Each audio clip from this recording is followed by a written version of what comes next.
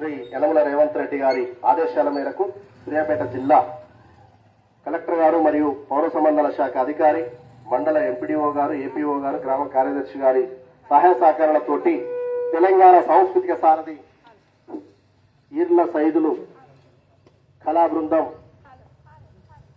కళా ప్రదర్శనలు గ్రామ గ్రామాల తిరుగుతూ ప్రజలకు అవగాహన కల్పిస్తూ ప్రజల్ని చైతన్యవంతుల్ని చేస్తూ మన గ్రామానికి రావడం జరిగింది. ఇప్పుడు కార్యక్రమంలో భాగంగా గజ్జి మంజులో ఒక పాట.